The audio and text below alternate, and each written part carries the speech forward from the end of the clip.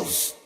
São 7h15. O mês que começa hoje é dedicado à prevenção do suicídio. A Rádio T, todos os anos, participa ativamente dessa campanha do Setembro Amarelo, que trata da saúde mental.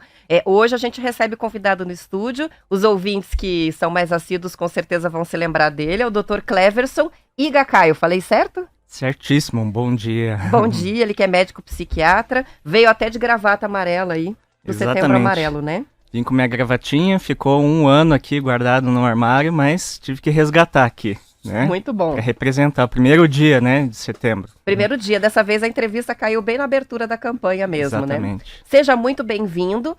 Aviso aos navegantes, como os ouvintes adoram esse assunto de saúde mental e sempre participam muito, já vou reforçar aqui o WhatsApp para fazerem perguntas, aproveitem o espaço, 419-9277-0063 é o principal canal, né, para sua participação. E como a gente tem acompanhado no noticiário, né, o aumento expressivo de casos de suicídio entre adolescentes, entre 11 e 19 anos, estava vendo um índice aqui, mais de 40% na comparação entre 2006 e 2021.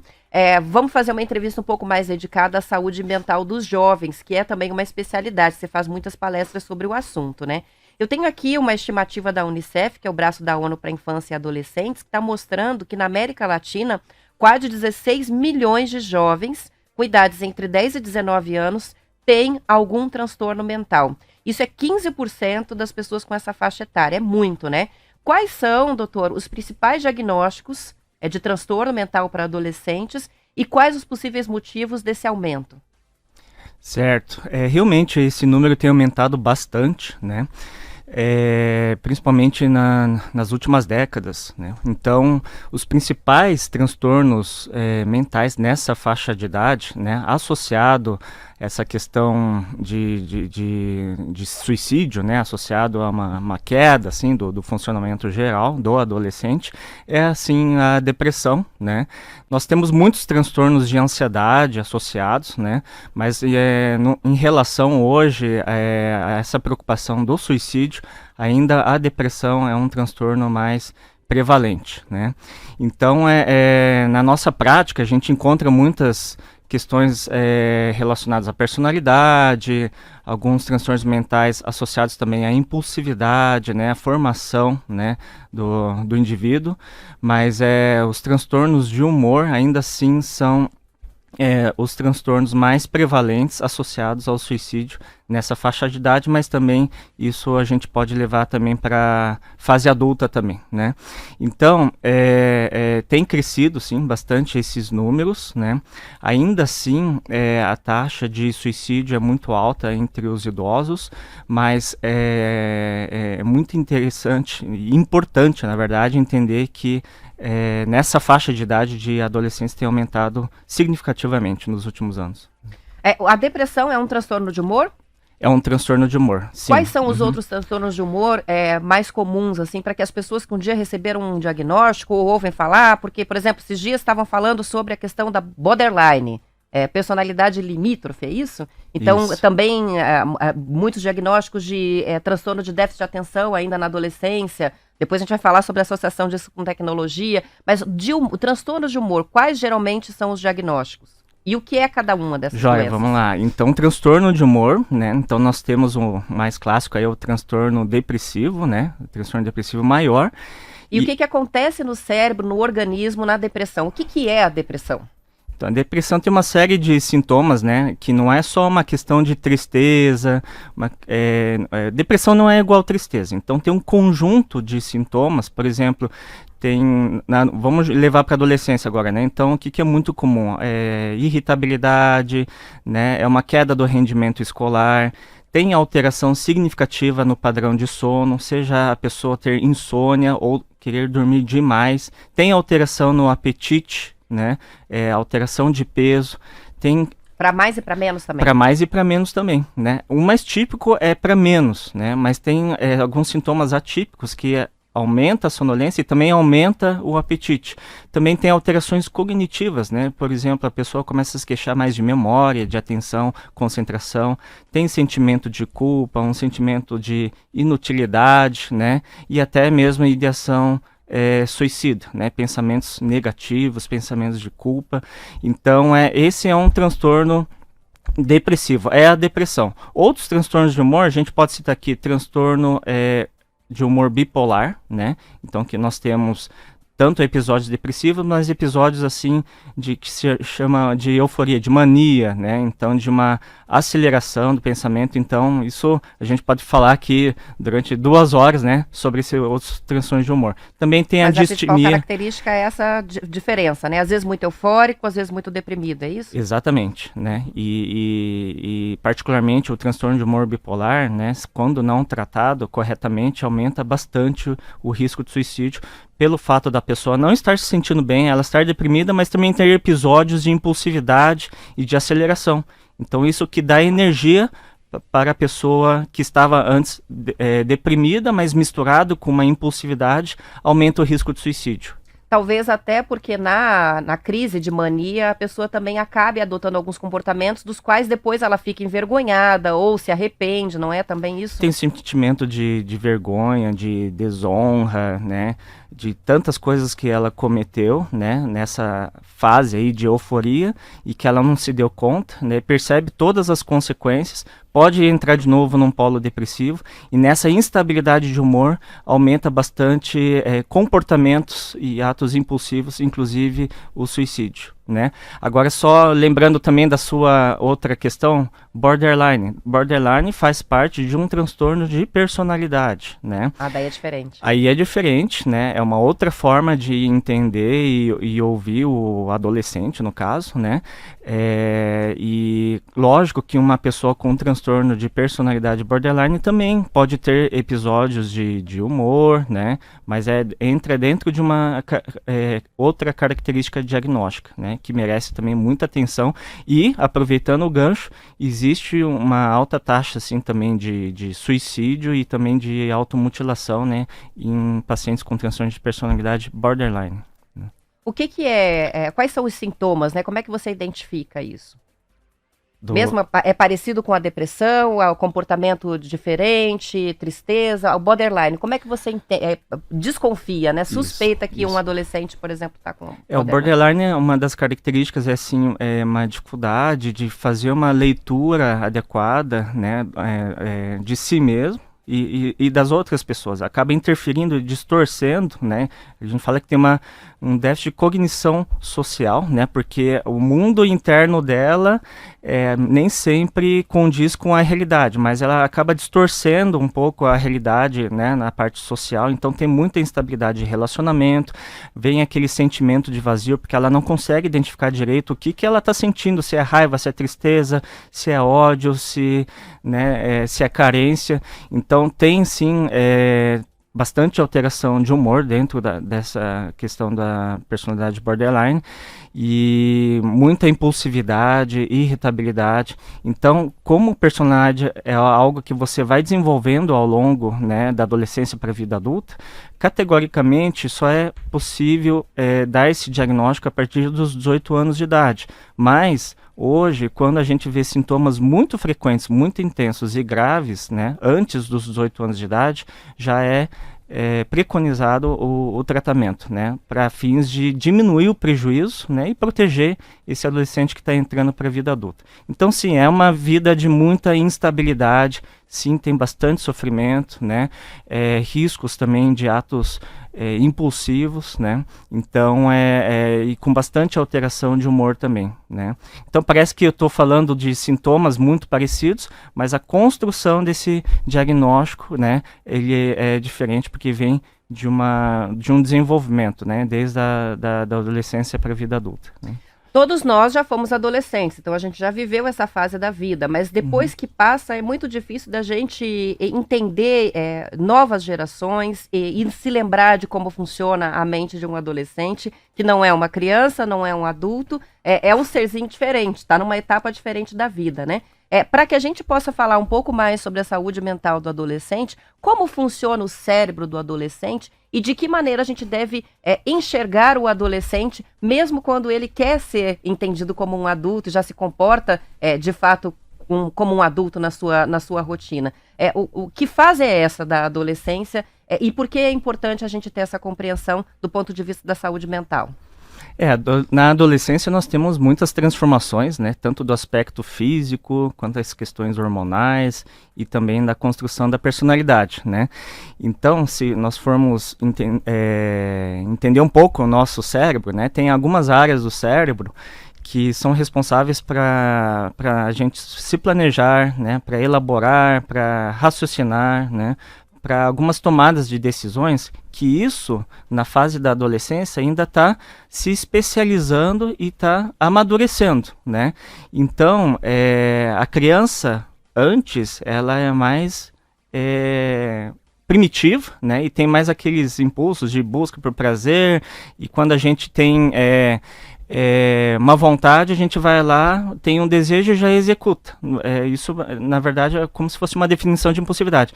E na adolescência, ele ainda está construindo essa questão de como se planejar, como raciocinar, como tomar uma decisão correta, mas tem algumas áreas do cérebro ainda que não foram desenvolvidas, estão em desenvolvimento. Só que vem aquele conflito, né? Eu não sou mais criança, eu quero ser adulto, né? Eu quero fazer coisas de adultos, mas ainda eu preciso me preparar, me especializar, né? Do ponto de vista de comportamento, de como eu consigo planejar de uma forma melhor, mas tem algumas áreas do cérebro ainda que não estão prontas para lidar com isso, né? Então, ainda o adolescente, ele pode ser mais impulsivo, tem aquela questão de uma busca de reconhecimento, de pertencimento, de fazer parte de um grupo, por isso que aumenta muito nessa fase querer experimentar, né, fazer uso de substâncias, busca por adrenalina, né, então isso começa a ter esse conflito, né, entre a infância e a fase adulta, que pode levar a muitos comportamentos impulsivos, né? Então, o adolescente, assim, quanto mais ele estiver sendo bem orientado, né, com os pais ou com profissionais, né, ou com pares, assim, sejam tutores, né, que possam estar entendendo melhor essa fase da adolescência, né, menos prejuízo ele vai ter, né? Mas sim, é uma fase, sim, de transição e de desenvolvimento cerebral, e também de um sentimento assim de pertencimento, que ele precisa se sentir assim reconhecido, né? Ele precisa se sentir amparado assim pelos outros. Então tem muita instabilidade, né? Mas isso é uma fase assim que pode ser muito bem acompanhada também, né? Por grupos, por familiares e por profissionais, né? Uhum. Muito bem, são 7h27. Antes da gente ir para o primeiro intervalo, com base em tudo isso que você falou a respeito dessa fase da adolescência e do que você falou anteriormente sobre os principais transtornos, né, que afetam, quando a gente deve acender um sinal amarelo ou vermelho em casa quando tem um adolescente? O que demonstra que algo pode estar indo errado? Porque a rebeldia, às vezes a insatisfação, momentos de turbulência emocional fazem parte da etapa da vida, até adultos passam por isso, né? Mas quando que a gente observa e passa a ter uma preocupação ali com aquele adolescente? O adolescente, na maioria dos casos, eles não vão chegar no final do dia e falar: pai, mãe, vamos fazer uma reunião aí depois da janta, eu queria falar sobre minhas profundas angústias da vida, né? Então é muito difícil isso acontecer, né? Isso nunca vai acontecer. Até as meninas têm um pouco mais de facilidade que os meninos, né? Nesse aspecto, né?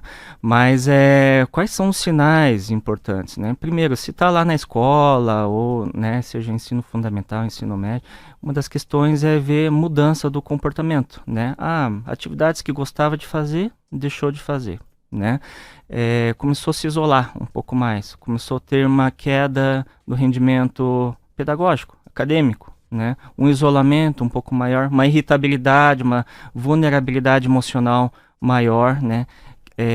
Pequenas situações do dia a dia que antes esse adolescente não se irritava, agora parece que é um peso muito maior para resolver, né? Para lidar com essas situações, uma resiliência muito menor, uma impulsividade nesse sentido, né? Então, tem gente que fala assim: mas o meu filho, ele não está deprimido, ele não está mal porque ele fica no videogame o dia inteiro, né? Ele fica lá dando risada e jogando, né?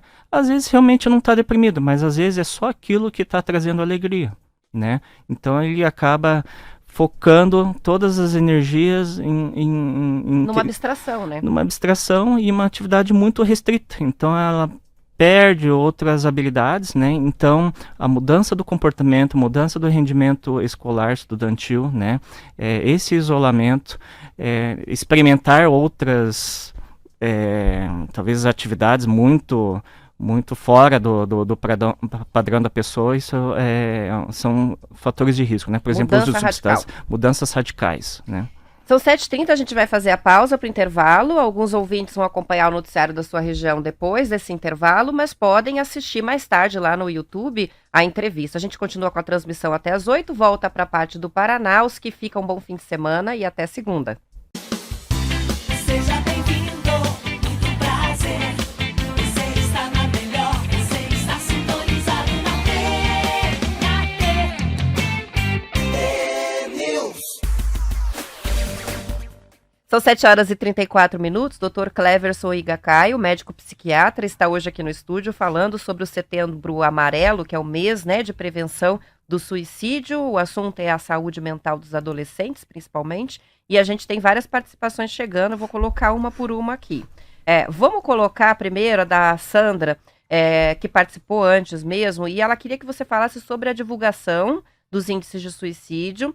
De que forma, né, a divulgação pode ou não incentivar outros casos, né? E aproveito também para colocar que a gente teve um ano com muitos episódios de violência nas escolas, ataques e muitas vezes relacionados, né, a adolescentes com transtornos mentais. Acho que a pergunta cabe para os dois casos, né? Tanto a questão do suicídio, a sua divulgação, quanto a desse tipo de ataque em escolas, que é uma coisa que a gente está herdando lá dos Estados Unidos, está copiando de lá, né? E que foi levou muita discussão para o público esse ano. Como é que você viu tudo isso, a divulgação e a discussão que se colocou em torno disso? Certo, vamos começar falando sobre a divulgação dos índices, né, os números sobre o suicídio.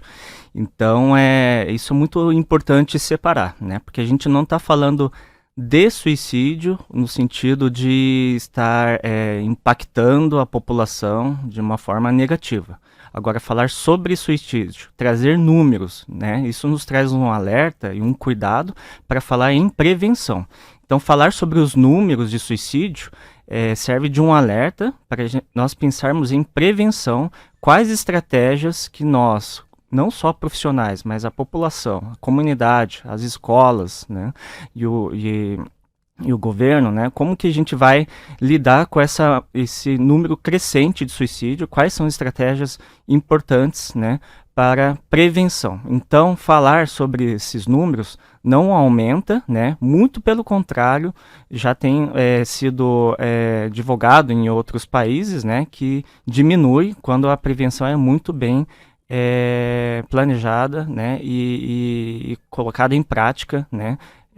Então reduz bastante o número de suicídios, tá? Falar sobre o assunto é importante. Falar sobre o assunto é importante, né? Que é o assunto aí, né? Deste mês, né? De Setembro Amarelo, é importantíssimo e tem trazido, sim, resultados significativos, tá? Agora, vamos falar sobre a divulgação, né? Desses eventos de violência nas escolas que ocorreram esse ano, né?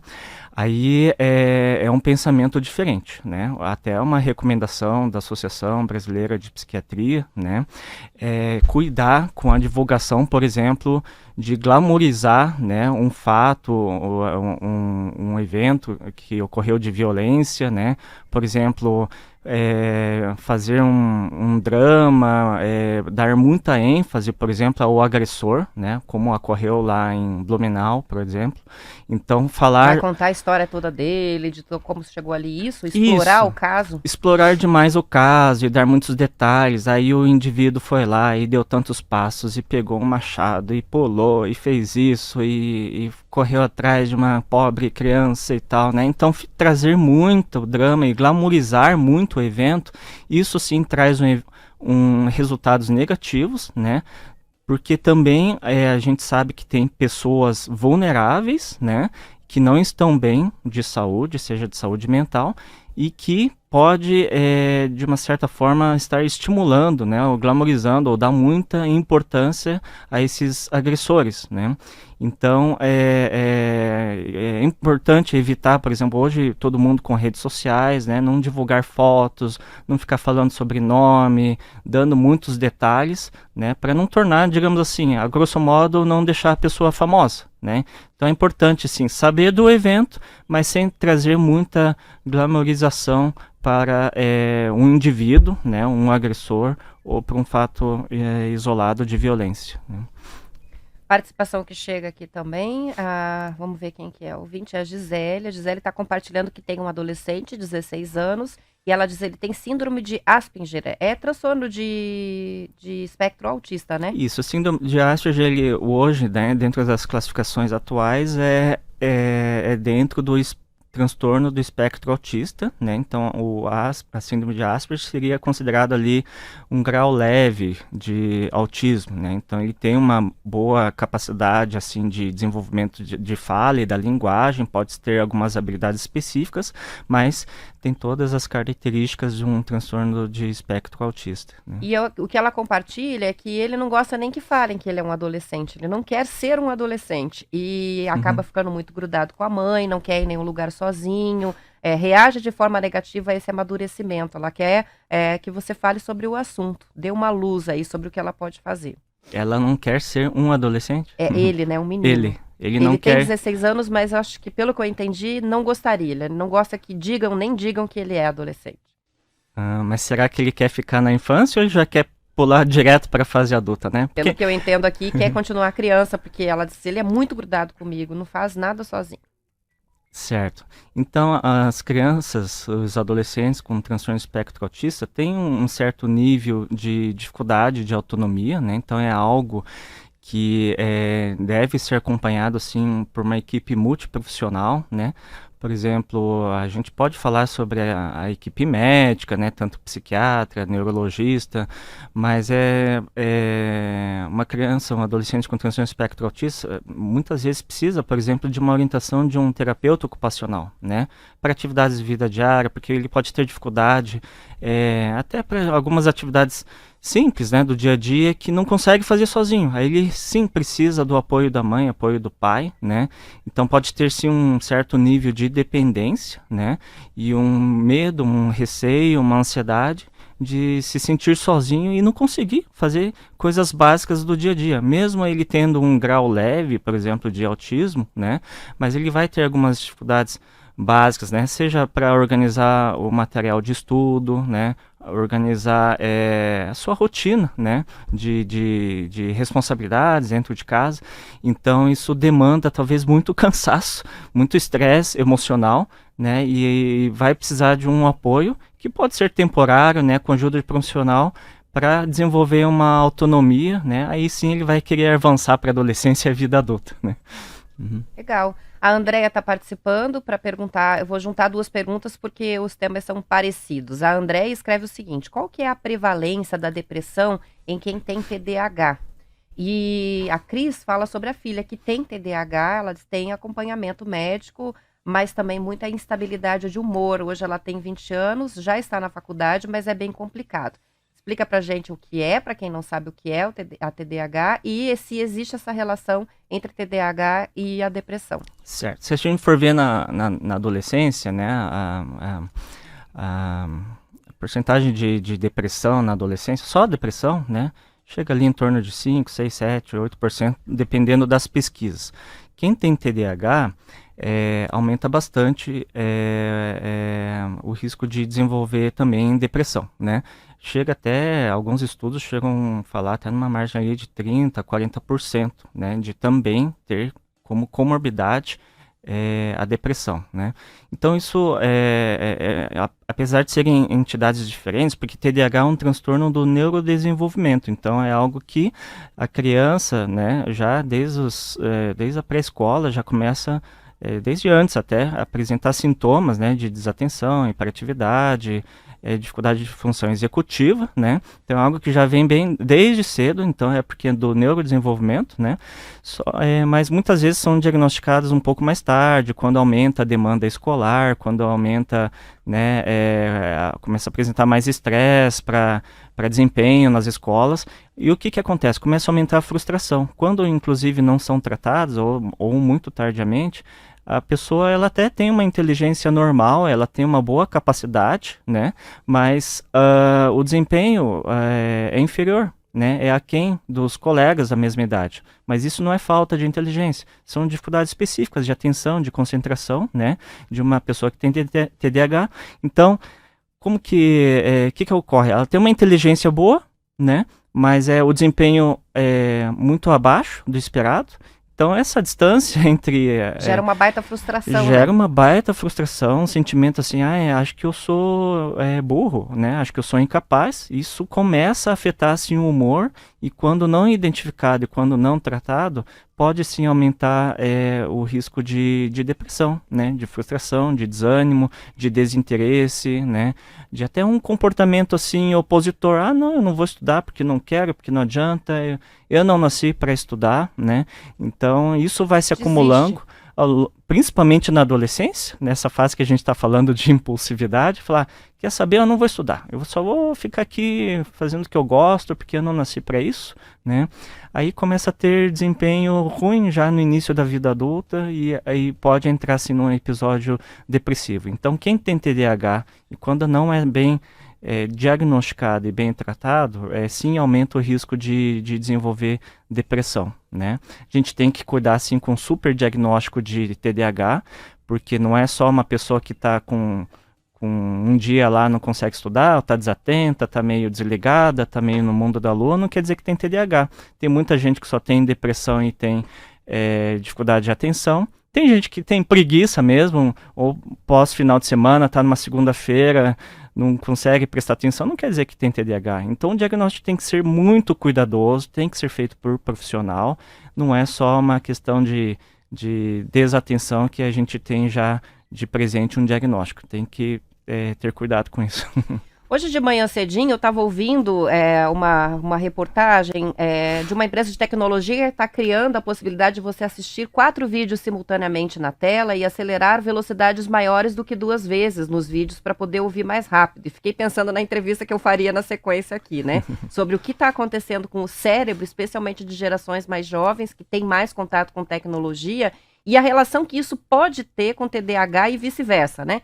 Então, assim, a impressão que dá é que pelo excesso de estímulos e até essa impaciência de ouvir as coisas no ritmo em que elas se dão, acelerar vídeo, assistir 2 coisas ao mesmo tempo, 3, 4, tá no celular e ao mesmo tempo assistindo um filme, de que forma isso pode estar influenciando, talvez até o diagnóstico verdadeiro, mas falsos diagnósticos de TDAH, porque depois que você se acostuma com determinada forma de estímulo, fica difícil prestar atenção mesmo num livro ou numa aula expositiva, né? Qual que é a relação entre as duas coisas? Na verdade, você não precisa nem ter TDAH para começar a ter prejuízos, né, diante dessa velocidade, né? Então, hoje nós Tem temos... pessoas que ninguém mais presta atenção em nada, essa é a verdade, né? Tudo muito rápido. Se a gente for ver, né, algumas redes sociais que você só vai passando o dedo para cima e são vídeos curtos, isso vai te dando um estímulo ali no cérebro, no centro de prazer, que você não consegue parar. Então não é questão de TDAH, qualquer pessoa, né, começa a ter prejuízo porque eu tô ali, tô comendo, tô mastigando, tô com TV ligada, celular na mão, vendo um vídeo atrás do outro. O que acontece? Eu já começo a ter uma digestão alterada, eu começo já a me alimentar mal, eu não tô percebendo naquilo que eu tô comendo, né, por isso que a gente está tendo problemas, né, fisiológicos, questão à noite do sono, a pessoa fica com aquela velocidade de vídeos e de novidades, né? Ainda mais nessa fase da adolescência, essa impulsividade também de não conseguir parar, não conseguir planejar e se perde no tempo. Então, sim, não é só no TDAH, mas todas as pessoas, né, precisam cuidar, se planejar, ter um tempo adequado de uso, né? Os adolescentes precisam sempre ter supervisão, né, dos pais em termos de quantidade e qualidade do conteúdo que está sendo acessado, né? Colocar limite de tempo mesmo. Limite de tempo, né? E o que tem se estudado bastante hoje não é só quantidade, mas é a qualidade do conteúdo, né? Porque hoje a gente sabe que, por exemplo, uma menina, uma adolescente que fica 1 hora numa rede social, que você só vê imagens e fica comparando, né? Traz tanto prejuízo quanto um menino que fica lá 5, 6 horas jogando videogame, né? Então não é só a quantidade, é o conteúdo, a qualidade do conteúdo que você acessa. Se você está lá, né, mais tempo, mas está vendo notícia, está estudando, está escutando uma música, talvez não vai trazer tanto prejuízo quanto uma adolescente, né, que fica ali numa rede social fazendo só selfies e se comparando e se sentindo provocando um sofrimento em si mesmo, provocando, né, um sofrimento e se frustrando ali, né, e até às vezes discutindo e colocando fotos fake e tudo mais, né? Então acho que o conteúdo também é bem importante estarmos em alerta. Por isso é importante a supervisão dos pais em relação a isso. Não dá para patrulhar 100%, mas dá para, percebendo isso, aconselhar, né? Exatamente. Para fazer uma mudança de chave aí sobre o que acessar. Isso. São 7h49, a gente vai fazer intervalo mais uma vez, mas voltamos na sequência com a continuidade da conversa.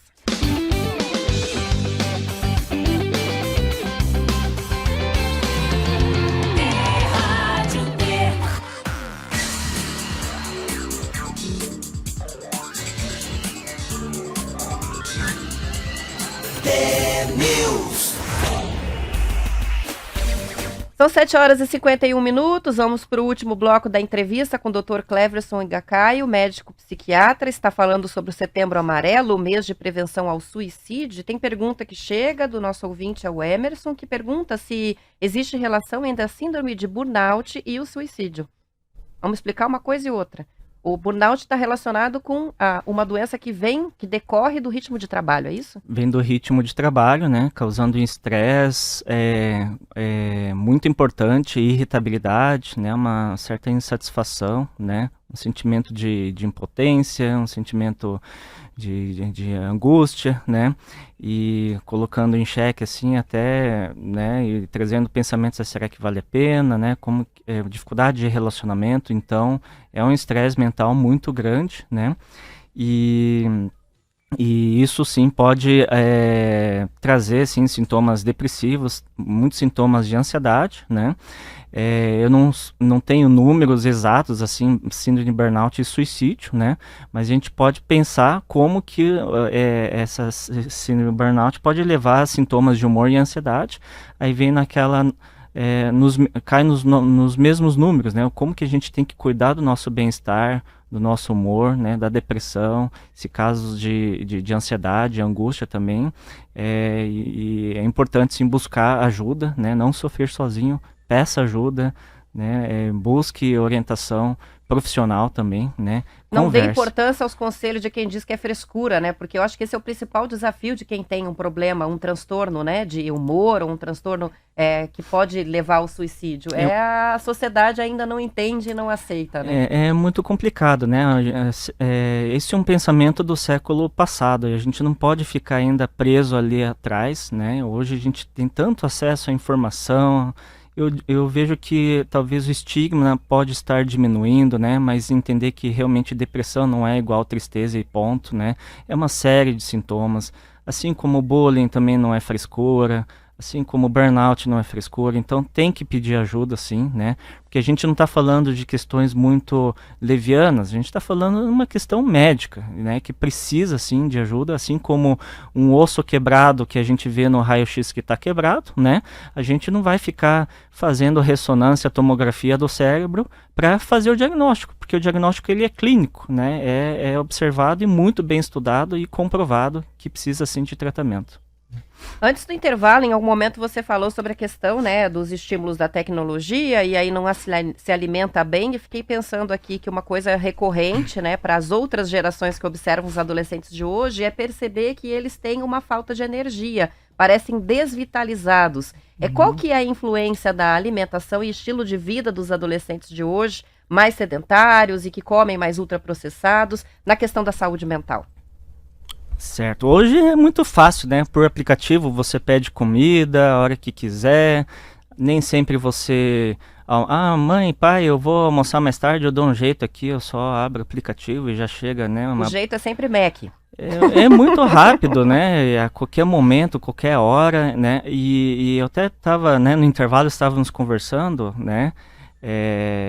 O exemplo familiar, né? As suas condutas na sua casa, né, Roberto? Acho que foram exemplos muito bons, né? Porque, assim, os filhos veem o mundo aos olhos dos pais, né? Então, números que eu posso dizer, sim, que quando você vê uma criança com ansiedade, 100% dos casos, na minha prática, eu vejo um dos pais são muito ansiosos, né? E em torno de 40 a 60% os dois pais são ansiosos, né? Então, não estou dizendo que tudo é culpa do pai ou da mãe, né? Mas tem a questão genética, mas tem muito a questão do ambiente. Não adianta você falar para o seu filho, olha, filho, você fica muito tempo no celular, larga esse celular, né? Mas o pai e a mãe ficam lá com o celular na mão o tempo todo. Não adianta. Né? Então não adianta só o discurso, o exemplo é muito importante. Não adianta dizer, filho, você tem que comer bem, olha, desligue o celular e tal, mas é muito importante ter refeição em família, quando possível, lógico, às vezes tem pais que trabalham, viajam, né? Mas quando possível, ainda preservar aquilo que, né, desde o tempo das pedras aí, é um hábito, né, de sentar em volta da mesa, ter uma refeição, se concentrar, desligar telas, né? Ter uma conversa e comer com qualidade, né? Agora, hoje... Conviver um pouquinho, né? Conviver e pensar sempre no exemplo que a gente está passando para os filhos, né? Para a criança e para o adolescente. Isso é muito importante, mais do que muito discurso e falação e cobrança, né? Tem um documentário da BBC que saiu esses dias e muitas reportagens foram feitas a respeito. O título dele, com a tradução, é Meus Depressivos Valem a Pena, em que vários jovens e famílias relatam que não receberam os conselhos certos quando iniciaram um tratamento com medicamento para depressão e outros transtornos mentais, né? Então, eu até separei essa informação porque eu acho bem importante. A gente já passou da fase de questionar a questão do medicamento, né? Como se fosse alguma coisa, uma derrota, você ter que tomar um remédio por uma depressão, por exemplo. Obviamente tem que tratar, ponto final. Mas a questão é, o que os antidepressivos causam no organismo e que é importante para os pais que têm um adolescente, um jovem que vai precisar de um tratamento medicamentoso, saibam sobre os efeitos colaterais. Certo. Ali eles citam pessoas que tomaram medicamento e que já tinham a depressão e que antes da adaptação ao medicamento chegaram a se matar. Então, questões de suicídio relacionado a efeito de remédio. Certo. Para você ter uma ideia, quando eu faço uma avaliação de uma criança, de um adolescente, eu antes de começar uma medicação, na maioria das vezes, não é uma conversa de 15 minutos, né? Então, eu faço muitas vezes para conseguir concluir um diagnóstico correto. E se tiver indicação do uso de uma medicação, muitas vezes eu levo mais de 3 horas, né? 3 consultas. Então, por quê? 90% desse tempo de consulta é orientação, é explicar, né? Então, o remédio ele não é milagroso, mas ele pode sim salvar vidas, né? E é muito importante entender que um remédio, ele não é uma pílula da alegria, não é um calmantezinho, né? Então, o problema é o nome, falar antidepressivo, porque falar antidepressivo dá a impressão que você está falando assim, estou te dando uma pílula da felicidade, né? Hoje, a medicina, né, com o desenvolvimento das medicações e a forma como ela é colocada e tratada, e os protocolos de tratamento, a gente entende até como uma forma anti-inflamatória, porque você está preservando neurônios. Porque uma pessoa que fica cronicamente deprimida ou ansiosa, ou com muitos sintomas, ela perde neurônios, ela está tendo um prejuízo, está tendo uma ativação inflamatória no corpo inteiro, né? E a medicação vem ali para aliviar, para ter até um efeito anti-inflamatório, né? Que se formos estudar hoje depressão a fundo, né, a gente fala de alteração hormonal, alteração celular, né, e a medicação vem para equilibrar nesse sentido, né. Tem sim algumas medicações, quando mal prescritas, ou então quando não bem orientadas, podem ativar a pessoa, né, talvez trazer uma impulsividade maior e até aumentar o risco de suicídio. Só que quando talvez mal diagnosticado, por exemplo, um caso de transtorno bipolar, quando a pessoa ela está muito deprimida, mas ela está dentro de um quadro bipolar, se você coloca um antidepressivo numa dose equivocada e de uma forma muito rápida, pode sim aumentar o risco de suicídio, porque da depressão ela pode ficar eufórica, impulsiva e cometer o suicídio, né? Então tem que ter esse cuidado, por isso que uma avaliação não é uma pessoa que está com depressão automaticamente vai tomar antidepressivo. Não, tem que ter essa avaliação diagnóstica adequada, com calma, né? Porque isso é um erro muito comum. Então é importante muito um profissional especializado para avaliar uma depressão, que por trás não é só uma depressão. Se você faz o antidepressivo na hora errada, é tragédia. Muito obrigada pela sua participação, doutor. Uma boa campanha de Setembro Amarelo, mais uma vez com a participação de vocês, né? Eu falo vocês, os psiquiatras paranaenses mobilizados aqui no estúdio. Bom fim de semana, muito obrigada. Muito obrigado. Ótimo fim de semana para os ouvintes, até segunda.